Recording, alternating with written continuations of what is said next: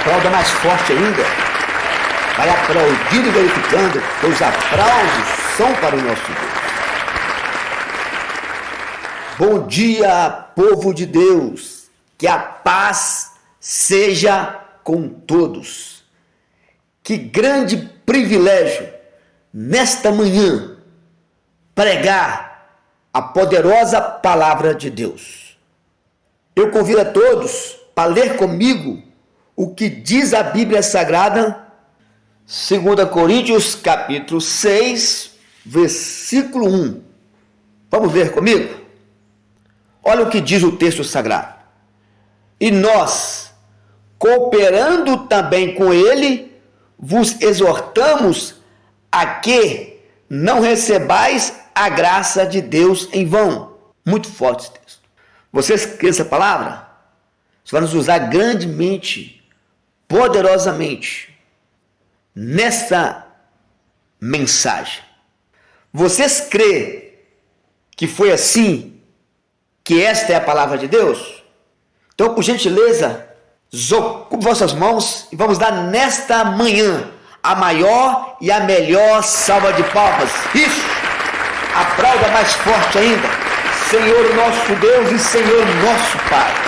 Deus bendito, Deus amado, Deus todo-poderoso.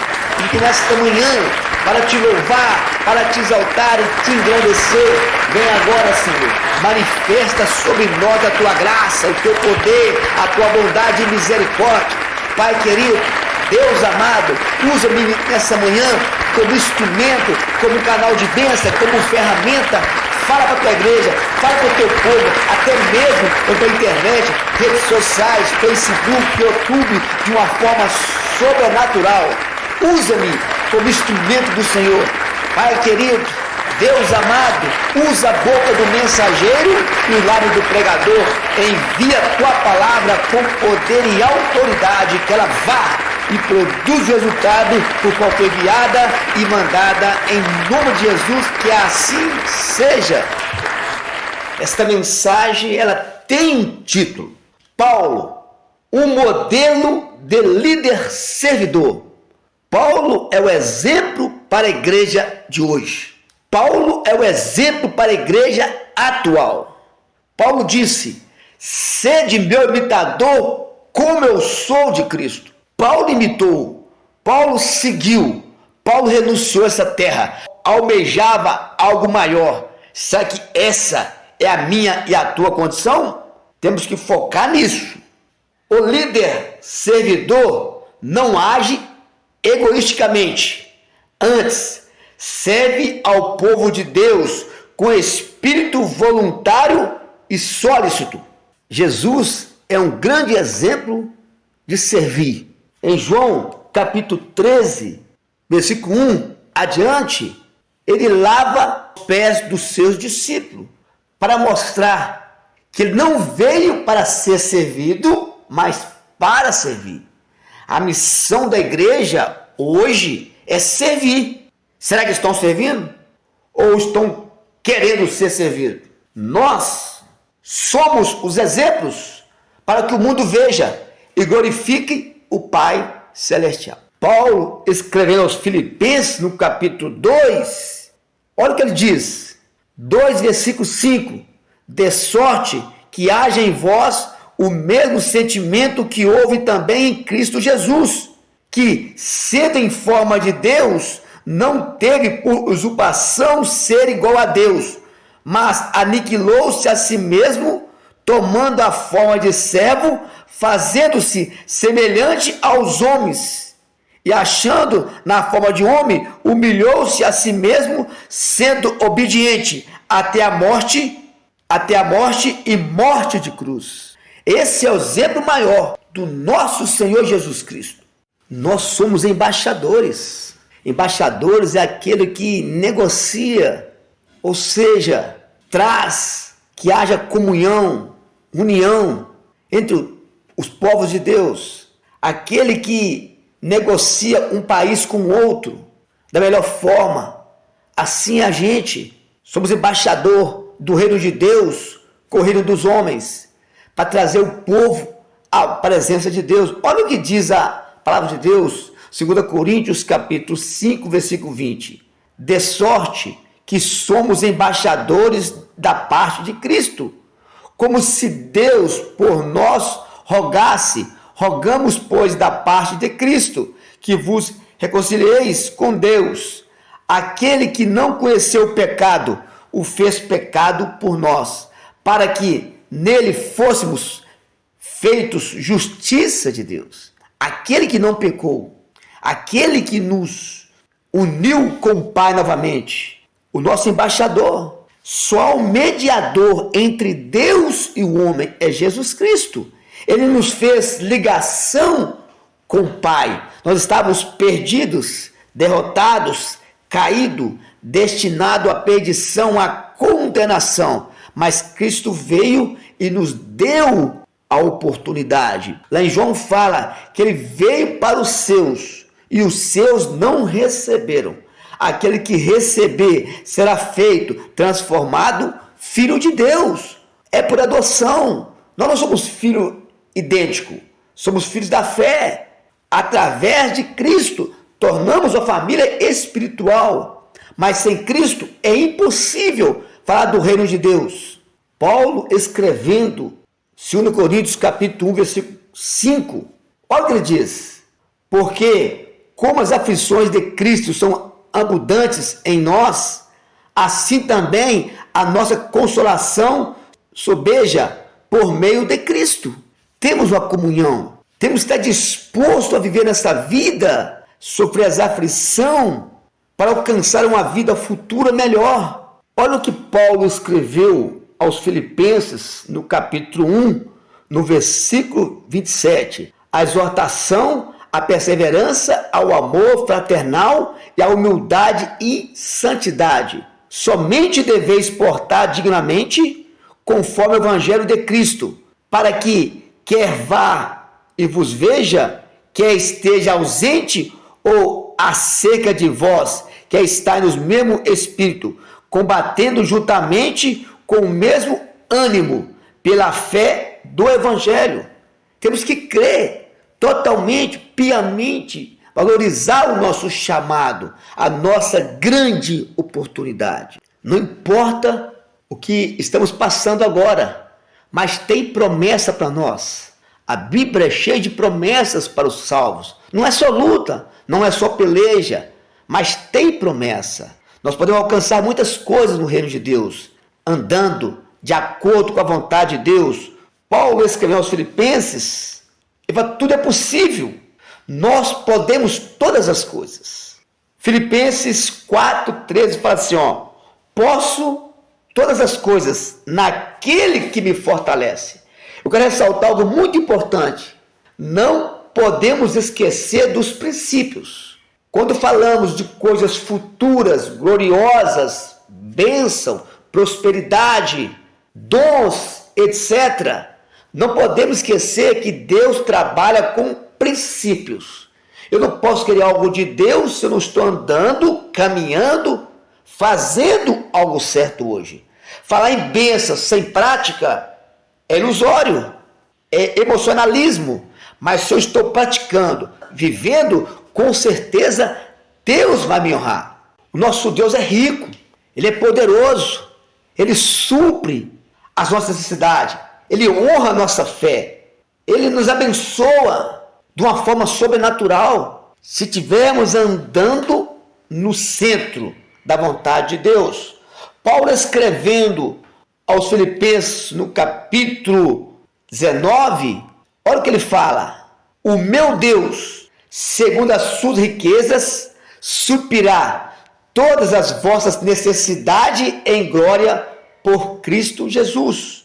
Ou seja, Ele supre, Ele abençoa, Ele faz tudo que precisamos ou necessitamos. Como já disse antes, precisamos estar caminhando nos princípios de Deus. No livro de Mateus, no capítulo 6, 33, ele fala assim, buscai em primeiro lugar. Ou seja, antes de tudo eu preciso buscar a Deus. Antes de qualquer coisa eu tenho que buscar a presença, a graça, os mandamentos, o ensinamento de Deus. Buscar em primeiro lugar o reino de Deus, o governo de Deus, as coisas de Deus, e as outras coisas vos serão acrescentadas. O gentio busca que as coisas da terra, transitória, passageira, até mesmo o nosso bem próprio, vão vir depois de eu ter buscado o reino de Deus, porque eu sei, primeiro eu vou buscar Deus, Ele vai me suprir as minhas necessidades. Eu quero ressaltar nessa tarde, igreja, povo escolhido, amado, separado, que Deus tem bênção para nós, muito além de você pensa ou imagina. As bênçãos de Deus, ela ultrapassa o nosso entendimento. Só, como já disse antes, eu preciso estar alinhado com a vontade de Deus para desfrutar do melhor do nosso Deus.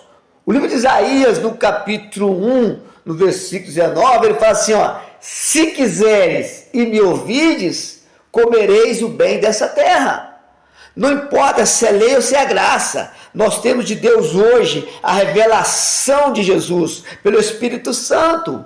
Se eu obedeço a Deus, se eu ando na tua vontade, eu vou desfrutar do melhor, se essa for a vontade de Deus. Mas que Deus tem promessa, tem. Tanto faz porque já passou e para nós atualmente, mas a prática é a mesma. Primeiro eu creio, primeiro eu acredito, primeiro eu faço e eu vou esperar as bênçãos, as promessas de Deus se cumprir na minha vida, se eu não houver desfalecido. Porque a caminhada é longa, cheia de empecilhos, obstáculos, mas Deus cumpre a sua promessa. Ele nunca falhou e nunca vai falhar. Jesus Cristo é o mesmo ontem, hoje, eternamente. Hebreus, no capítulo 13, no versículo 8. O nosso Deus, ele é muito poderoso. Podemos ver na Bíblia Sagrada escrito os seus feitos, os seus milagres miraculosos. Ele abriu o mar vermelho, o povo passou em seco. Ele destruiu o exército de Faraó. Ele derrubou as muralhas de Jericó. Ele libertou o pessoal do Egito. Ele usou Davi para derrotar o gigante Golias. Milagres miraculosos. Ele parou a terra para Josué vencer. Ele multiplica pães e peixes. Alimenta 5.000 pessoas. Esse Deus é poderoso. Ele faz com a pesca que não teve nada, se torna uma pesca maravilhosa. Ele transforma água em vinho. O que não pode fazer para você? O que não pode fazer para nós? Basta eu crer. Ele disse, se tu creres, verás a glória de Deus. Havia um cadáver, Lázaro, há 4 dias morto, sem recurso. Era impossível. Estava em estado de decomposição. Mas aonde chega Cristo, Ele faz algo novo e poderoso. E está conosco neste dia, para nos conceder, para nos dar a vitória. Não limite o poder de Deus. Não limite. Sempre que você ouvir uma mensagem, uma palavra, uma pregação, coloca a tua vida, coloca os teus projetos dentro da mensagem, que Deus vai trazer resposta. Mas eu preciso fazer a minha parte, que é crer, acreditar, estar alinhado, caminhar dentro, no centro da vontade de Deus, obedecendo os mandamentos de Cristo. Não importa a situação, está presa, parada, impossível. Lucas capítulo 1, versículo 37. Para nós é impossível. Tem coisas que ao ser humano, o mais dinheiro que ele tenha, posse que ele tenha, influência que ele tenha, amigos influentes, é impossível. Mas para Deus tudo é possível. Nada é impossível para Deus. Vou repetir nesta manhã novamente esse versículo e quero que você aplauda o nosso Deus. Porque para Deus nada é impossível. Isso, aplauda mais forte. Jesus disse, eu sou a ressurreição e a vida. Eu sou o pão da vida. Eu sou o leão da tribo de Judá. Eu sou o alfa, eu sou o ômega. Eu sou o pão da vida. Todo o poder, toda a glória está nas mãos dele. Quando ele quiser, a hora que ele quiser, ele derrama sobre nós as bênçãos tal. Olha o que diz o texto sagrado, Efésios capítulo 3, no versículo 20. Ora, aquele que é poderoso, ele é muito poderoso, para fazer tudo, muito mais abundantemente do que pedimos ou pensamos. Como eu disse antes, ele ultrapassa o nosso entendimento. Ele nos surpreende cada dia mais que pedimos ou pensamos, segundo o poder que em nós opera. Cristo é poderoso. Ele nos mostrou na prática. O que nós temos hoje, a história revelada. E o Espírito Santo para testificar no meu e no teu coração, para nós vivermos uma vida pautada de alegria na presença de Deus, alcançaremos a vida eterna. A coisa mais impossível ao homem, a salvação. A salvação é algo mais impossível ao homem. Tudo que o homem faça ou pode fazer, jamais vai lhe garantir a salvação. Mas Cristo tratou de resolver essa questão. Ele veio e pagou a nossa dívida.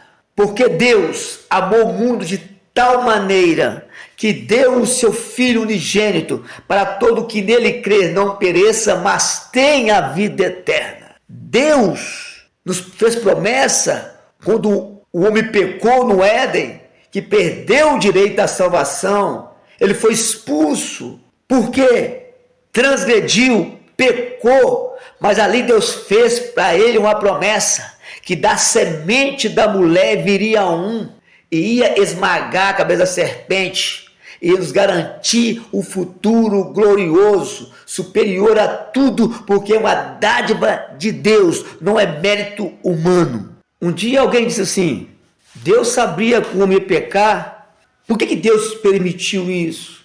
Para o homem sofrer eternamente? Deus confiou no homem, e o homem errou, e o homem falhou. Deus falou para o homem, não toque, não coma. Ele tocou e comeu.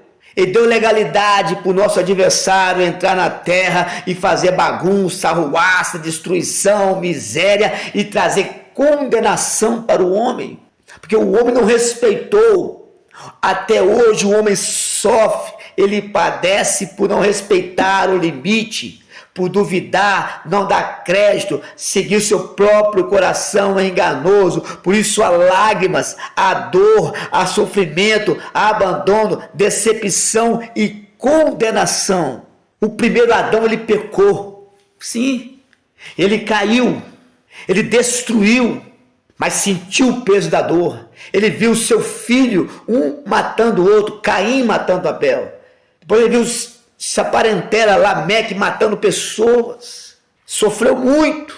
E nós também sofremos. Mas a graça de Deus nos alcançou. Cristo nos amou, um amor incondicional, um amor maravilhoso.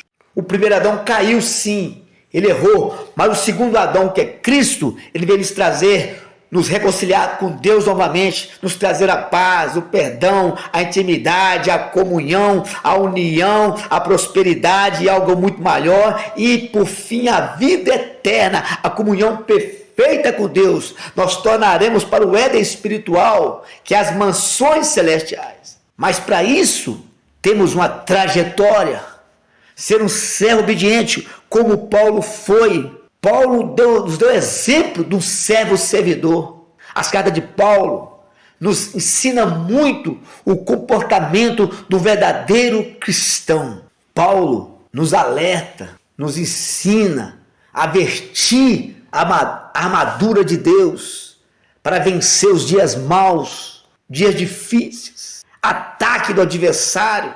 Quantos têm caído, sendo destruídos, homens escolhidos, separados, eleitos, mensageiros, têm baixado a guarda e perdido assim a oportunidade de combater as trevas. Eu quero ler com os irmãos lá em Efésios capítulo 6, a partir do versículo 10. Olha o que Paulo diz. No demais, irmãos meus, Fortalecei-vos no Senhor e na força do seu poder. Fortalecei no Senhor e na força do seu poder. Revesti-vos de toda a armadura de Deus, para que possais estar firme contra as astutas ciladas do diabo. Nós temos um adversário. Desde o começo tem destruído. Derrubou o primeiro casal no Éden. Derrubou reis, profeta, sacerdote, eleitos, homens e mulheres de Deus caíram. E tem pessoas que nem ignoram o diabo. Diz que não existe, não conhece Deus, não tem fé e não conhece a palavra de Deus. Está aí tateando, sem direção, perdido, esperando a sua destruição, porque está desprezando. Despreza a palavra de Deus, despreza os profetas, despreza os mensageiros, os atalaia, seguindo preceitos humanos. Aí está a queda. Mas nós temos o objetivo, a missão de transmitir o evangelho puro, verdadeiro, genuíno a todos. Versículo 12. Porque não temos que lutar contra carne e sangue, mas sim contra os principados, contra as potestades, contra os príncipes das trevas deste século, contra as hostes espirituais da maldade nos lugares celestiais. Portanto, tomai toda a armadura de Deus para que possais resistir no dia mau, e havendo feito isso, ficai firme. Queridos, temos o dia mau. Para todo mundo um dia chega o dia mau. É nesse dia que você tem que estar revestido com a armadura, preparado para combater, porque senão você não aguenta. Esse dia pode ser perda do ente querido, perda de um familiar, perda do emprego, perda da saúde e outras coisas mais. Mas o dia mau ele chega. É nesse dia que chega o tentador para destruir tua vida. Se não tiver alicerçado, você vai cair e será grande a queda, porque construiu sua casa não foi na rocha que é Cristo, mas na religião, na filosofia, na ideologia, comportamentos humanos, na palestra de homem humano, na psicologia e etc. mais. Seguindo homens, falsos mestres, falsos líderes. Mas aqui nós temos homens verdadeiros, homens que seguiu a palavra de Deus, deram a vida por causa do evangelho, chamado heróis da fé. Versículo 14. Estais, pois, firme, tendo cingido os vossos lombos com a verdade, e vestida a couraça da justiça, e calçando os pés na preparação do evangelho da paz, tomando sobretudo o escudo da fé, com o qual podereis apagar todos os dardos inflamáveis do maligno. Tomai também o capacete da salvação e a espada do Espírito, que é a palavra de Deus, orando em todo o tempo, com toda oração e súplica no Espírito, e vigiando nisso com toda perseverança e súplica por todos os santos. Temos que estar protegido a cabeça, o peito, os pés, todo o corpo, com escudo, com a espada do Espírito, que é a palavra de Deus.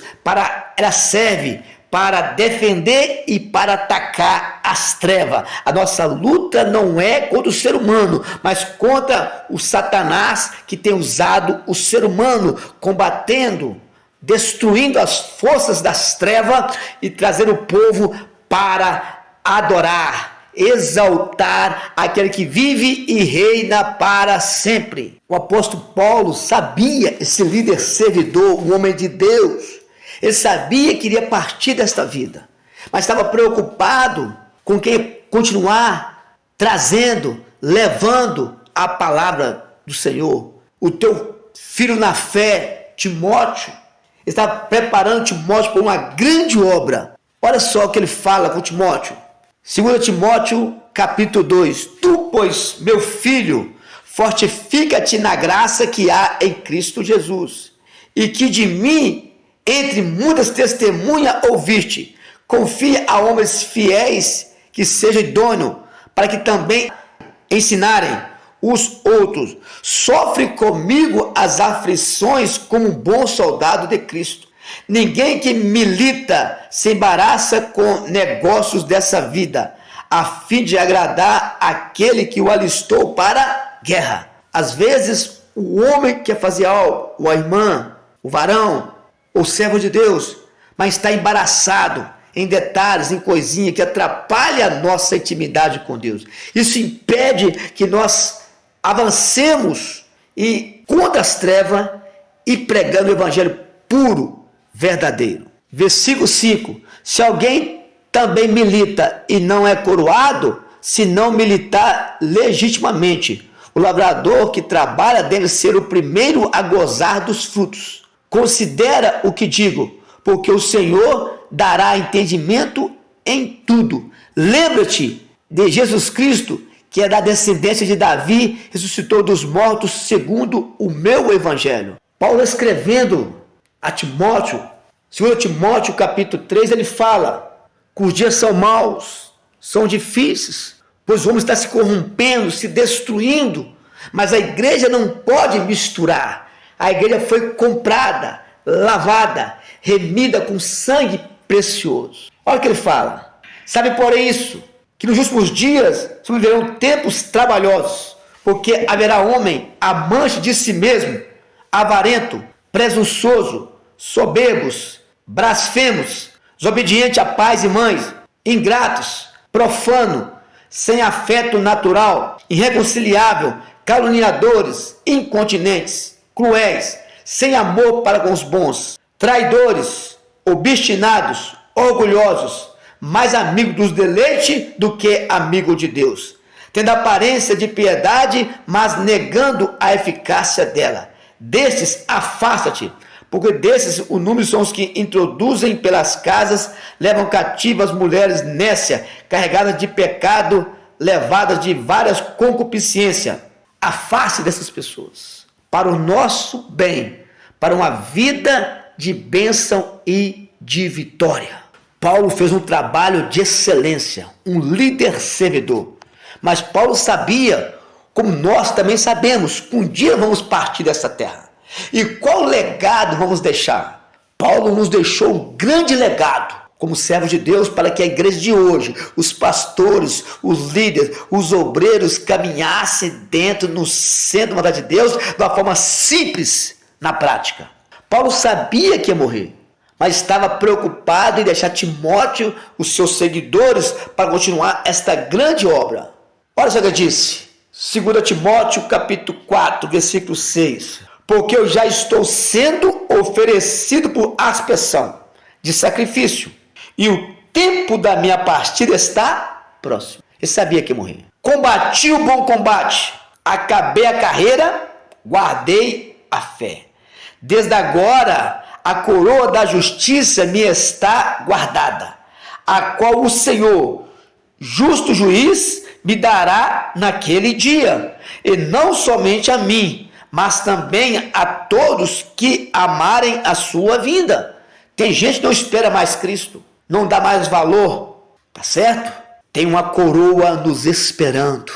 Igreja amada, igreja viva, vamos caminhar, vamos combater. Paulo disse, a nossa leve, momentânea tribulação produz para nós um peso eterno de glória, muito excelente. Atentamos não para as coisas que são passageiras, mas para as coisas eternas. Paulo nos deixou um exemplo.